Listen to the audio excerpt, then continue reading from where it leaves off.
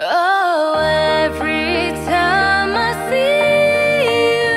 Hi, I'm Jamie Lee Domingo. I'm 21 years old. I'm taking Bachelor of Science in Electronics Engineering. Well, this is it! Finally, gagraduate na ako! So, pinili ko yung engineering. Kasi nga, sabi nila, malaki daw yung sweldo doon. Gusto ko makatulong sa pamilya ko na makaangat din kami pare-pareho. My mom is a beautician and my father is a foreman. So, parehas sila nasa abroad, sa Palau. Then, yung kuya ko, yung isa nasa Saudi at yung isa naman ay nasa Dubai. So, bali, ako lang mag-isa dito sa Pinas.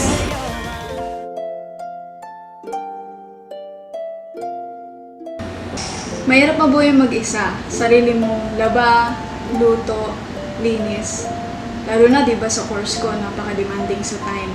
Naiingit nga ako sa mga klase ko kasi may nanay sila na magluluto para sa kanila. Pero wala akong choice eh. Wala akong kamag-anak na kasama. Nasa malayo sila. Kaya kapag may problema ako, wala, sa akin lang or sa friends ko lang.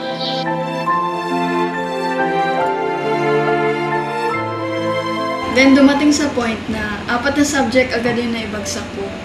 I was almost kicked out of school dahil doon. At syempre, para akong pinagbagsakan ng langit at lupa. Grabe yung lungkot ko kasi iniisip ko yung parents ko na nagpapakahirap. Even though matagal na sila sa abroad, wala pa kami napupundar eh. And they were expecting me to graduate on time. At nakaschedule na nga yung pag-uwi nila dito sa Pinas eh, dahil doon. Sobrang na-discourage ako, but I thank God dahil binigyan niya ako ng strength to continue. Even naman talaga sa engineering na mahirapan ka, pressure ka, di ba? Talagang naging challenge lang para sa akin kasi parang feeling ko alone ako. Kasi nga yung parents ko nasa abroad. Siyempre, para sa kinabukasan ko rin, para masuportahan ako financially. But, alam ko, hindi lang naman ako nakakaranas ng ganun.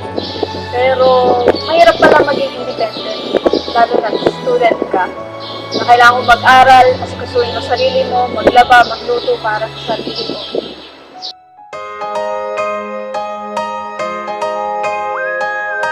Now I'm looking forward for a successful board exam and a successful career. And hopefully, maibigay ko yung buhay na deserve ng parents ko.